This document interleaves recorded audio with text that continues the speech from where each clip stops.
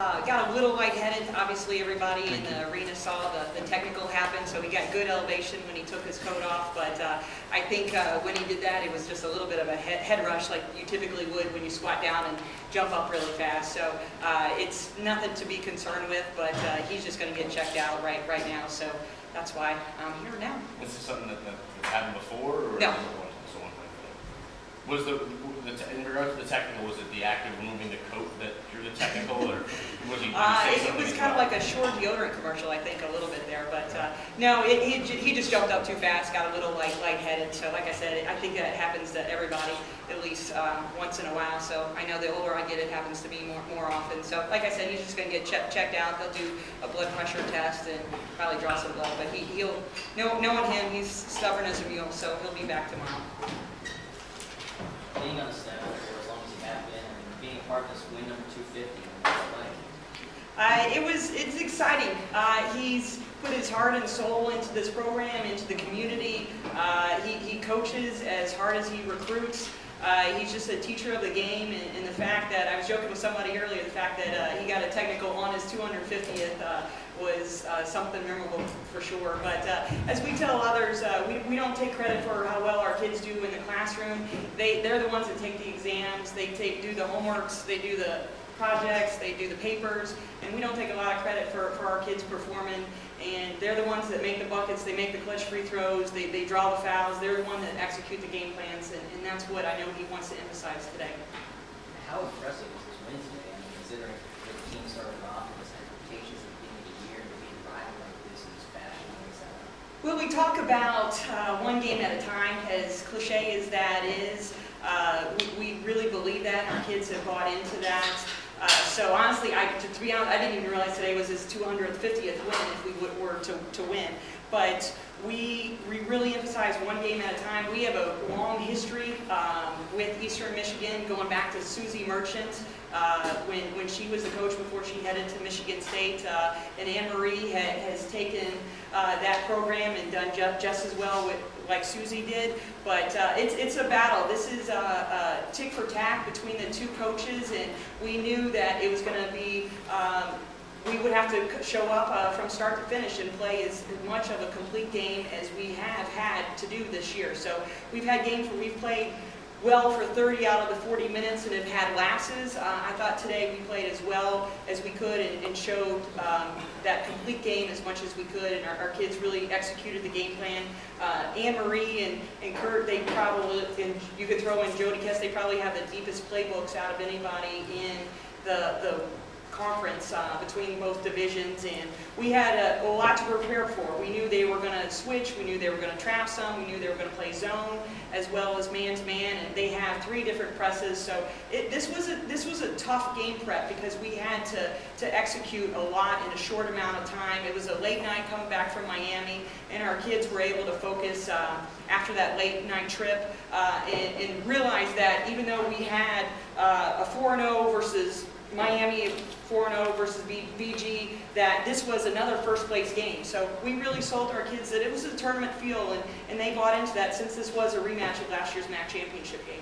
Jennifer, how tough was it to get the kids to focus after that win in Miami? Well, you haven't seen our team, but they're not the best morning people. So our practice lot is in the morning, and we've got a couple, what I call grandmas. When you look at Danielle Havel, it takes her an additional 10 minutes to get going in the morning.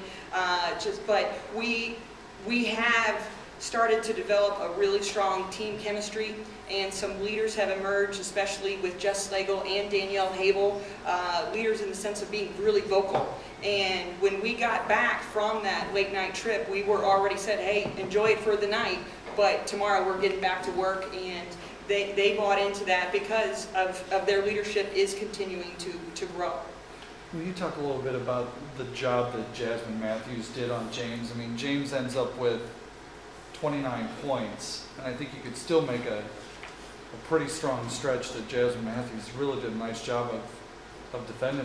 You're right, and I know when I go home and talk to my dad, and I'll say the same thing that you did, and he'll be like, are you kidding me? She had 29, but you're right. She had to work for everything that she got tonight, and she took a lot of contested jumpers, but that's a tribute to how talented that kid is. For her to play for the Pan American team this year and miss a handful of school at Eastern, she can represent the country any day of the week in my book. But Jazz did a fantastic job. She got to the line 12 and 12 times, and bottom line, we will let her get her free throws, we'll let her get 2s, but we wanted to take away the 3. She only had 3, and we wanted to take away her easy transition baskets, and we did that. So they only had 7 transition baskets, or excuse me, 7 transition points for the entire game.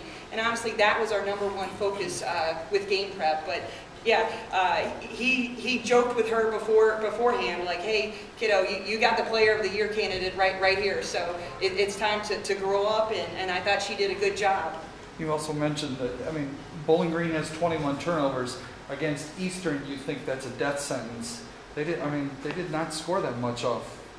We had a lot of turnovers, but it was a game where we would turn it over and then they would turn it back over. So it was being able to convert off turnovers. They did not convert as well as they typically have in the past. This is a team that Anne-Marie has that's 9th in the nation in steals. So I mean, I think there's 352 teams in the country now. So she's done a good job, and they bought into their system, and we were able to handle their pressure. But we knew we would turn the ball over as long as it didn't lead directly to points. So if it was a turnover late in the shot clock, if it was a turnover making an attacking move, as opposed to, we would be happy with that, as opposed to a turnover that happened at the top of the key that led to a 2-on-1 break, a 3-on-1 break, a 3-on-0 break. Right. We also talked about the rebounding. In the first half, they're hammering you on the boards, especially offensive end. It was like watching paint dry. You knew that they would shoot, and you could see the shot would be off, and our kids felt like the shot was going in, and we just turned and ran to the basket. We've done a good job in practice of late of contesting shots, then turning around and actually boxing out, so going backwards before you go forwards. And our team gave up, I think, 5 offensive rebounds in the first 45 seconds, if that. So that was a big concern because they score on offensive rebound putbacks and points off turnovers. So they were getting 1 of 2 early on, but we tried to correct that throughout the game. What did you do to correct that? We did a lot of talking in huddles. What about the play of Lex today? You watched her progress, and it just seems like she seems to get better every game. She is so confident right now. She really struggled being far away at Duke when she was there, so far away from her family. She's very, very close with her mom, so she had lost a little bit of confidence when she was down there, came back, and obviously she has to have the year of residency and has to sit out. She practiced a lot with our men's practice squad. She was kind of thrown in a bunch of different situations, but not thrown into a situation where she was on the starting group.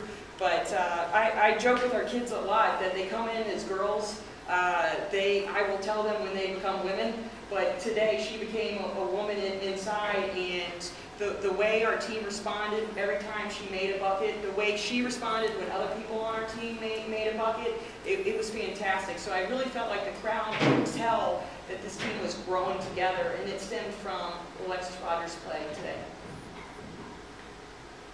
Any other questions? Thank you, Coach.